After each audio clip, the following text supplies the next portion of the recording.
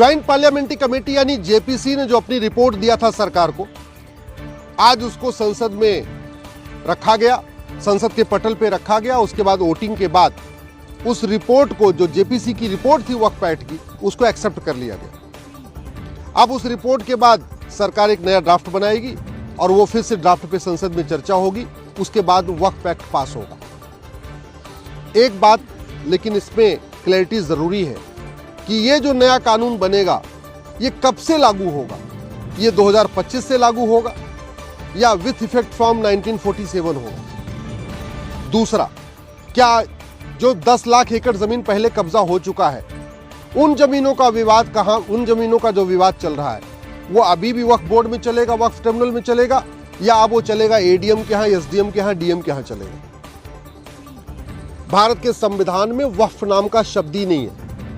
भारत का संविधान कहता है जो कानून हो वो सबके लिए समान होना चाहिए। जमीन के विवाद के लिए कभी कोई ट्रिब्यूनल नहीं बनता है। जमीन का विवाद तो हमेशा एसडीएम के यहां चलता है, एडीएम के यहां चलता है, कलेक्टर के यहां चलता है, कमिश्नर के यहां चलता है। अमेंडमेंट का स्वागत है, लेकिन सवाल यह है कि अगर एक कम्युनिटी के लिए वक्फ बोर्ड है, वक्फ ट्रिब्यूनल है, तो फिर हिंदू के लिए अपना बोर्ड, अपना ट्रिब्यूनल क्यों नहीं होना चाहिए? वन नेशन वन लॉ क्यों नहीं होना चाहिए? सबके लिए एक जैसा प्रावधान क्यों नहीं होना चाहिए? जो 10 लाख एकड़ जमीन पे वक्फ बोर्ड कब्जा करके बैठा हुआ है, उन जमीनों की ऑडिटिंग का क्या होगा? ये जो कानून बदलेगा, ये आज से लागू होगा, ये पहले से लागू होगा? इन सब पे क्लैरिटी बहुत जरूरी है। मैं पहले भी कई बार कह चुका हूं, अगर ये वक्फ एक्ट रहेगा, आज सरकार इसको बदल के इसमें कुछ संशोधन करेगी, कल को कोई और सरकार आएगी, वो दोबारा फिर से पुराने वाले को बहाल कर देगी। इसलिए कहते हैं ना, न रहेगा बांस न बजेगी बांसुरी। इसको जड़ से खत्म करना चाहिए।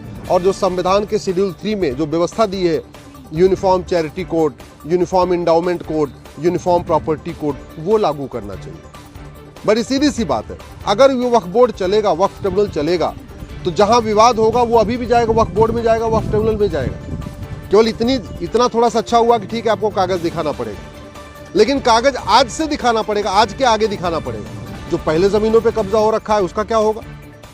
वहां तो वो पुराना वाला कानून अगर लागू रहेगा, फिर तो पुराने कानून से कोई राहत मिलने वाली नहीं।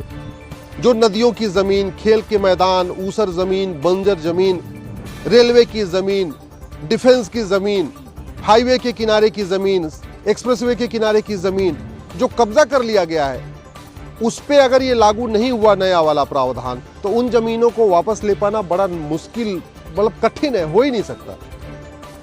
और दूसरा एक जो बड़ा खतरा ये बना हुआ है कि अगर ये कानून रहेगा, तो अगर वर्तमान सरकार इसमें संशोधन करके कुछ कर सकती है, तो कल को, परसों को कोई और सरकार आ गई तो वो फिर से पुराने वाले कानून को बहाल कर देगी और भारत में फिर लैंड जिहाद फिर शुरू हो जाएगी। इस कानून को बनाया गया था केवल और केवल भारत की जमीनों पे कब्जा करने के लिए, जमीनों पे कब्जा करने के लिए बनाया गया। इसीलिए नतीजा ये हुआ कि 10 लाख एकड़ जमीन पे कब्जा हो गया, और कब्जा ऐसा हुआ है कि उसको छुड़ा पाना नामुमकिन हो चुका है।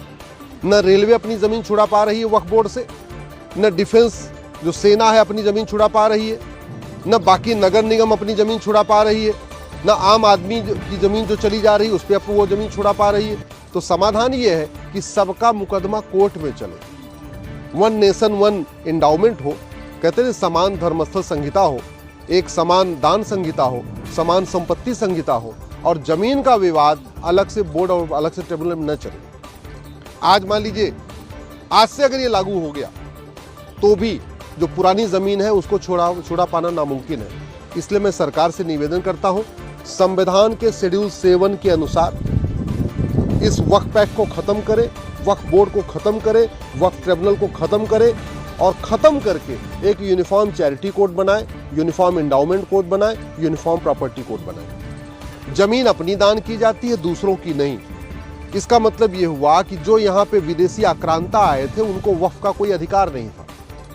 चाहे वो बाबर हो, चाहे हुमायूं हो, चाहे गजनी हो, लोदी हो, खिलजी हो, औरंगजेब हो, किसी को वक्फ का अधिकार नहीं था। किसी अकबर हो, शाहजहां हो, किसी को वक्फ का अधिकार नहीं था, क्योंकि यहाँ पे उनकी कोई पुश्तैनी जमीन नहीं थी। जमीन वो दान की जाती है जो मेहनत से कमाई गई हो, या पुश्तैनी जमीन हो, या किसी ने वास्तव में खुद अपनी इच्छा से दान किया हो। जो यहाँ पे आए थे आक्रांता, और ना उनको किसी ने दान किया, ना आक्रांताओं ने कोई जमीन खरीदी, तो स्वाभाविक सी बात है उनको वक्फ का अधिकार ही नहीं।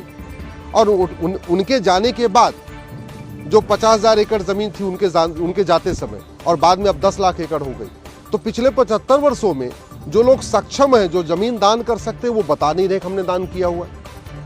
जो गरीब है वो दान कर नहीं सकते, उनके पास जमीन नहीं है, और जो अमीर हैं, जो सक्षम है, वो बता नहीं रहे हमने दान कर दिया। तो फिर ये 50,000 एकड़ जमीन जो 1950 में थी, ये 10 लाख एकड़ जमीन हुई कैसे? ये दूसरों की जमीन है, ये सरकारी जमीन है, ये पब्लिक जमीन है, ये पार्कों की जमीन है, खेल का मैदान की जमीन है, ये नदियों के किनारे कब्जा किया गया है, ये पहाड़ियों के किनारे कब्जा किया है, रेलवे की जमीन पे कब्जा किया है, डिफेंस की जमीन पे कब्जा किया है, और भी जो ग्राम सभा की जमीन उन पे कब्जा किया हुआ है। तो इसको छुड़ाने के लिए जरूरी है वक्फ बोर्ड खत्म हो, वक्फ ट्रिब्यूनल खत्म हो, और एक देश एक कानून लागू हो। संपत्ति का विवाद कभी बोर्ड और ट्रिब्यूनल में नहीं चलता।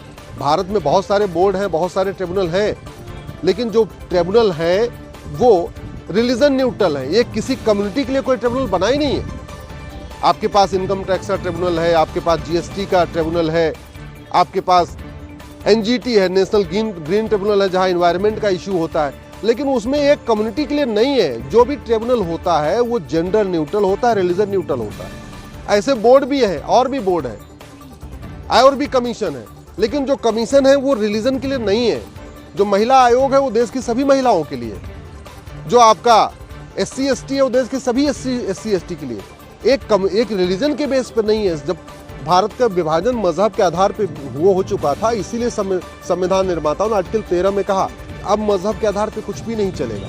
अब मजहब के आधार पे बोर्ड नहीं होगा, मजहब के आधार पे ट्रिब्यूनल नहीं होगा, मजहब के आधार पे कोई योजना नहीं होगी, मजहब के आधार पे कोई वजीफा नहीं होगा, मजहब के आधार पे कोई आयोग नहीं होगा, मजहब के आधार पे कोई मंत्रालय नहीं होगा। इसलिए मैं सरकार से निवेदन करता हूं और आप लोगों से निवेदन करता हूं, अपने अपने सांसद और विधायक से मिलिए, अपने खासतौर पे सांसद से मिलिए, चूंकि वक्फ एक्ट सेंट्रल का कानून है, इसमें विधायक कुछ कर नहीं सकते। तो अपने अपने जिनको भी आप लोकसभा के सांसद को जानते हैं, राज्यसभा के सांसद को जानते हैं, उनसे जाके मिलके ये पूछिए कि भारत के संविधान में वक्फ शब्द तो है ही नहीं है। जब वक्फ शब्द नहीं है तो फिर वक्फ बोर्ड क्यों, वक्फ एक्ट क्यों, वक्फ ट्रिब्यूनल क्यों? भारत का संविधान तो कहता है जो कानून बना वो सबके लिए होना चाहिए। तो इसका मतलब यूनिफॉर्म चैरिटी कोड होना चाहिए, यूनिफॉर्म एंडाउमेंट कोड होना चाहिए, यूनिफॉर्म प्रॉपर्टी कोड होना चाहिए। हिंदी में कहेंगे समान दान संहिता, समान धर्मस्थल संहिता, समान संपत्ति संहिता। और जमीन का विवाद तो कभी ट्रिब्यूनल में चलता ही नहीं है। कोई भी जमीन का विवाद ट्रिब्यूनल में नहीं चलता। जमीन का विवाद ये कोई धार्मिक मामला नहीं है। जमीन का विवाद सीधे सीधे लैंड का इशू है, सिविल प्रोसीजर कोड के अंतर्गत चलता है। और जो जमीन का मुकदमा है वो तहसीलदार के यहाँ चलता है, SDM के यहाँ चलता है, ADM के यहाँ चलता है, कलेक्टर के यहाँ चलता है, कमिश्नर के यहाँ चलता है। जो जमीन का विवाद है वो चकबंदी अधिकारी के यहाँ चलेगा, SOC के यहाँ चलेगा, DDC के यहाँ चलेगा। तो फिर एक कम्युनिटी के लिए अलग से वक्फ ट्रिब्यूनल क्यों? फिर तो सबके जमीन का विवाद, चाहे वो हिंदू का हो, हिंदू जैन का हो, हिंदू पारसी का हो, या हिंदू मुस्लिम का हो, चाहे वो मंदिर का विवाद हो, चाहे वो गुरुद्वारे का विवाद हो, चाहे वो बौद्ध स्तूप का विवाद हो, चाहे वो चर्च का विवाद हो, चाहे वो मस्जिद का विवाद हो, मुकदमा तो सीधे सीधे जहां सबका चलता वहीं चलना चाहिए। एक कम्युनिटी के लिए अलग से बोर्ड बनाना, अलग से ट्रिब्यूनल बनाना, ये लॉन्ग टर्म में 20-25 साल के बाद बहुत दुखदाई होगा। अगर आप सोच रहे हैं कि आज का जो आज संशोधन हो रहा है वो पर्याप्त है, तो मैं उस संशोधन का स्वागत करता हूं। सरकार ने कम से कम इतना आगे कदम बढ़ाया है, लेकिन इस संशोधन से जो 10 लाख एकड़ जमीनों पे कब्जा हुआ है, उन जमीनों को वापस ले पाना मुश्किल, मुझे तो मुश्किल लगता है। ये अगर या तो इस कानून को जो संशोधन किया जा रहा है, इसको विथ इफेक्ट फ्रॉम 15 अगस्त 1947 कर दिया जाए। एक ही तरीका है, जिस दिन भारत स्वतंत्र हुआ इस कानून को 15 अगस्त 1947 से लागू किया जाए, या इस कानून को 26 जनवरी 1950 से लागू किया जाए, तब तो इस कानून का फायदा है। अदरवाइज अगर हम इसको रेट्रोस्पेक्टिव नहीं कर रहे, हम इसको आज से लागू कर रहे हैं, फिर इस कानून का ज्यादा फायदा नहीं होगा। इसलिए मैं आप लोगों से निवेदन कर रहा हूं, अपने अपने सांसद से मिलकर उनको बताइए और उनसे आग्रह करिए इस चीज को संसद में उठाएं। अगर वीडियो पसंद आई हो तो लाइक, शेयर, कमेंट करें और सब्सक्राइब जरूर करें, ताकि ऐसे वीडियोज आप तक पहुंचे सबसे